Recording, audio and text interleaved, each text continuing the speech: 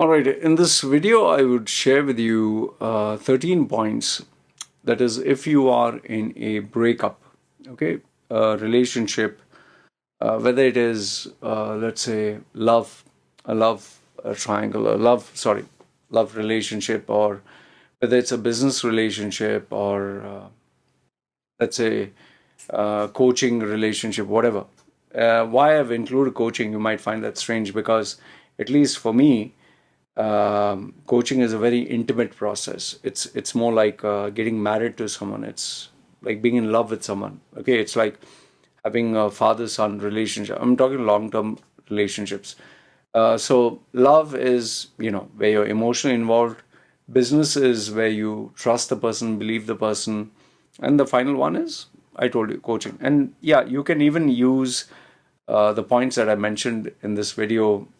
It's applicable to various other relationships, even let's say mother, father, uh, versus you, whatever, brother. Okay. So, see, when you go through a breakup now, I've written on 13 points. So I'm just going to go with the flow. I'll not say point one, point two, whatever. Where required, I'll say, okay. See, the first thing that you need to keep in mind is uh, if a breakup takes place, it is mostly inevitable. It was meant to happen that way. Okay. Um, Most of us, when we get into a relationship, we don't think that we are going to break up. You get into marriage, you don't think, oh, I will divorce this person one day. Or you get into business, oh, this business will end up in a loss and I'll shut it down one day. Or I trust this guy and it'll be forever. You never think that one day you both will move apart. So first thing you need to accept that things do fall apart, things do change, people change with time, people change with money, people change with opportunities. And it's not that a person is bad. Let's say the person starts getting more money. You would say that, oh, money went to his head. Not necessary. It maybe this is what the person wants and this is a different phase. Let's say you married someone when you were in your 20s, and by the time you're in your 30s, you don't feel in love because that person has changed, you have changed, times have changed. So you need to accept that change is inevitable, and the breakup was inevitable. The writing was on the wall, whether you could read in between the lines or not. So that's the first one. That prayer of serenity, help me accept the things I cannot change and the courage to change the things I can. Okay, the prayer of serenity. The second one is you have to mentally and emotionally be prepared. It's going to be a very tough phase. It's going to pain, it's going to hurt, it's going to be uncomfortable. Um, uh, it is generally uncomfortable for both the parties. There are people who say, "Oh, I'm thank God I'm broken up with her or broken up with him." Now, unless the person has somebody else, let's say, for example, the girl I was in love with, she dumped me for another guy.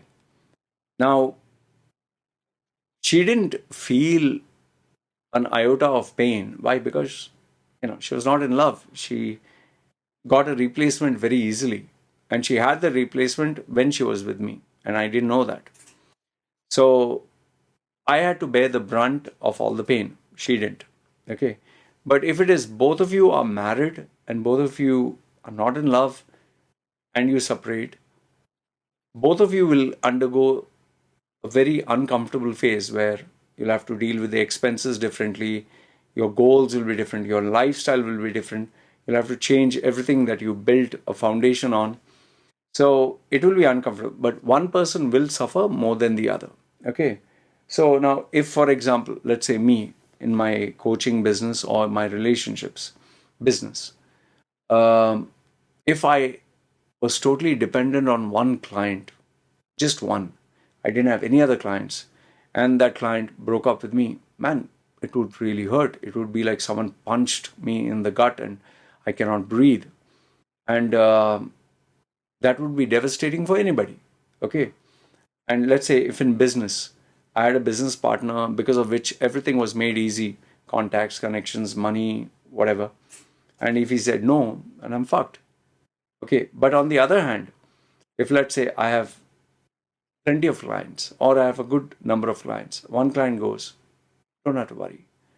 And the same way, relationships. Let's say I'm an attractive guy. I can get another female or plenty other females. Then the hit would be rather less impactful. But if all your eggs were in one basket and you are totally in love with only this girl, there was no other girl, and then you are finished. Okay. So point number two is more on the tough phase side and how much it would impact you. So you need to keep that in mind. Number three is always seek help, and as far as possible, seek the best help you can, whether it is money or without money. Okay, because without help, you would find it very hard. It's not that you will not survive, but when you have a helping hand, it makes things easier. For me, I've been through some of the toughest phases in my life, and the only reason I was able to succeed is because I constantly sought help and I managed to get the best finally, somehow. I don't know, I was lucky that way. So you definitely need to seek help. Number four is keep the mindset and the perspective that things will get better. It's very hard to see when you have a job loss or when you have a friendship break or a relationship break. You feel that I'm not going to survive.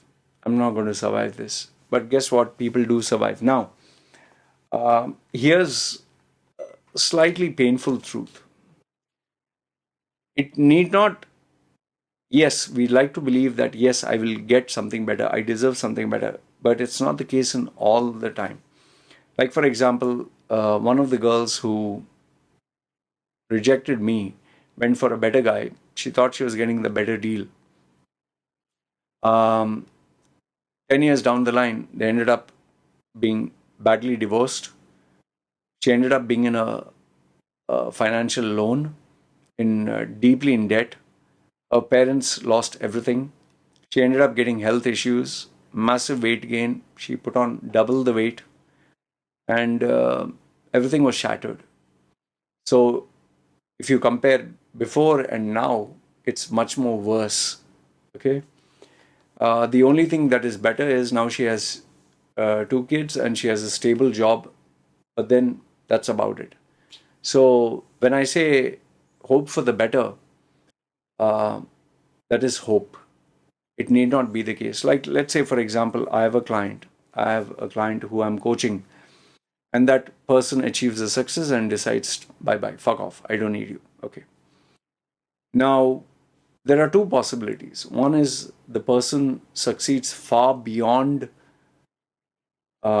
what the person was, taking all the principles and coaching techniques and applying them to their life, and they succeed beyond their wildest dreams. Luck and everything else is favoring them. Are there people like this? Absolutely. They have not broken up with me in a bad way, but they ended up the relationship. And there have been, if I can count in my fingers right now, I would say seven or eight who have succeeded far beyond. They have exceeded beyond what me or them could have imagined. They have become so rich, so successful, so happy. But on the other hand, on the flip side, there are people who, after they ended up the relationship, they ended up much more worse. Horrible, absolutely horrible. And then there are people who go back to the same old, they stick to the same old, they don't grow. So, um, the point being is, yes, we should hope for the best, we should have a perspective for the better, but there are no guarantees over there. So, you have to be realistic over here. Okay, so hope for the best, prepare for the worst. Number five is when you break up, it kind of reveals your loopholes and weaknesses. Like where you totally depended on this person, where you emotionally weak and you thought you were strong. Let's say in coaching, you might think, oh, I'm invincible, nothing will happen to me. Or let's say in a business partnership, you think, I don't need this guy, I can survive without him. So once the person is no longer there, you will face life exactly the way it is. And there you'll come to know, are you really a person of substance or were you fooling yourself? This especially is the case with youngsters. They think no end of themselves. They think, my parents are a bunch of losers. I'll do better. So, yeah, initially they do have success, but remember, time and age and experience proves whether you really were right or wrong. Okay. So, number five is it reveals your weakness. The next point is Um, when you break up with someone, whether relationship, business, or coaching, it uh, pushes you out of your comfort zone. Now you have nobody to fall back on. You have nobody to rely on. Nobody. So what do? Well, you have to face it, right? So it pushes you out of your comfort zone, and you have to really fight it out. Okay, and this can be really painful, and sometimes you do not know when it'll end. Number seven is it exposes you to a reality without a shield. Many people, when they have their parents, they're living in the under their parents' roof, they don't know what is the reality of life. They don't know what it is to pay rent, water, electricity, food, expenses, petrol. But once the parents are no longer there, it hits them like, oh my goodness, I thought this was only a small expense. It's really a major one. So it exposes them to the reality. So when you don't have that partner, you don't have the friend, when you don't have the coach, when you don't have the lover, you come to know the realities. Point number eight is more on the positive side. It opens up new doors of opportunities. If you're married and you break up, well, it opens up a chance to meet someone new. Okay. If you are a partner and he broke up, well, now you can either explore being single, solo entrepreneur, or you can check out for new partners, new investors. If, let's say, you had a coach, things didn't work out, this leaves you open to trying out new coaches. With the employment, if your boss terminated you, now you can have an opportunity to work in a new company, new environment. So it opens up new opportunities. Number nine is it helps you grow overall. There is no problem or issue or challenge in the world where you remain the same. If you have to survive and sustain today's dynamic world, you have to evolve and grow. Same thing, what happens? You ended up with a breakup, so now you have to grow. How do you grow? Well, uh, you have to adjust. Otherwise, you're going to be extinct. So if you lost your job and you don't change, you'll not get any job. If you had a breakup and you want a new partner, unless you evolve, you'll have the same pattern repeating itself. Even if you joined a new employer, but you have not changed as a person, you have not learned new skills, technically not more qualified, you have not changed your attitude, well, once again, it's going to repeat itself. And remember, bad karma or bad luck, he'll never tell you when it's coming. Number 11, number 10, just remember this: you survived all these years without that person, or without that coach, or without that business partner. You can survive. I'm not saying your life will be better. I'm not saying your life will be worse. You can survive. So keep that in, but don't blow it out of proportion. Point number 11 is you need to have the mindset and the determination that yes, it's over. Now you need to move on. Now it's either a sink or swim. If you decide not to move on, you can be miserable. You can be sad. You can be frustrated. So the choice is yours. You have to make it work. But if you know that you cannot make it work, then figure out how to make it work. Okay. Point number 12 is this is very important. This is something that I do constantly: keep busy. I'm constantly, doing exercise, reading a book, playing a game, making a video, serving a client, answering emails, doing something with my family. I have things to do, or playing an online game or something or another. So there's no time to think. This principle I learned only after I broke up with that girl who was mad in love with the one I tattooed. I was depressed, down in the dumps, and I didn't know whether I could survive. And that is where I decided, okay, the only way is keep being busy, keep doing something or another. I'll give you this additional point that I just came across. I'll call it point number 13. One second. I had a lot of memorabilia of my old girlfriend. Her underwear, her bra, her clothes, her love letters, her toys in the sense, cute little stuff, teddy bears and all that.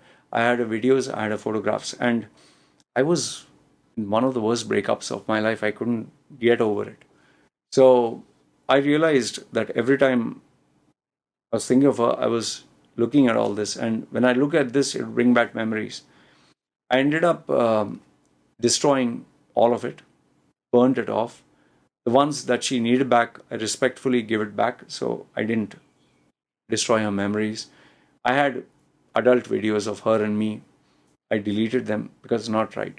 I don't want to destroy her life. And yeah, if you look at it from a kinky thought, yeah, oh, you could have always had it and watched it. But in a day and age where people can hack into your system, uh, I'm glad that I deleted all of it. I gave back her passwords. I didn't harm her in any way. So you have to get rid of old memories, old moments. And another thing is common friends. If you have, it's best to keep away from them because someone or something will bring them up. Even visiting old places or common places, better to change your environment. In fact, better to change your country, your friend circle, everything. And that's the best way to forget. And number 14 is remember everything takes time. Um, Change is never a click of a finger. It takes time, new habits, new beliefs, new mannerisms, new uh, getting used to. In order to be a different person, it takes time. So give yourself time. See, last if not the least, number 15, what I'll leave you with is, you know, this you just have one life where you live and you're going to die. So you just ask yourself, how would you like to live that life? If your life is having these ups and downs, there will always be ups and downs. Now, if you feel without that person your life is going to be miserable, and there's a possibility that the person comes back and you can make it work, fine. Like my wife, she broke my trust by doing that mistake. I could have broken it up, but after all the 300, 400 relationships I had, girlfriends or sleeping partners or whatever you call it, not relationships, I didn't want to go through the whole process all over again. And when I evaluated it with a cool mind, it was a small amount and a silly mistake. It was stupidity on our part. And given the fact that I had a daughter, I didn't want to gamble this. Now, the fact is, I knew that she could change and she had the willingness to change. And so I gave it time, gave her a chance, and now it's working even better than before. But had she not changed or not had the willingness or had the pride, the ego, the, you know, the I'm invincible, fuck you, then it wouldn't change. So whether it's a business partner whom, if you got cheated, I doubt it'll work. But if there was a misunderstanding or fight, there's a possibility it can work. But everything should be ironclad in writing, even the exit clause. Employer also same, friendships also same, even coaching same. So you need to really evaluate whether you can repair or is it best to let go. In some examples where I say trust, if the glass breaks, you can't repair it. But then again, remember, there are many couples who the husband or the wife cheated on the partner, realized it was a mistake and came back. Even friends, even partners, even relationships, even coaching clients.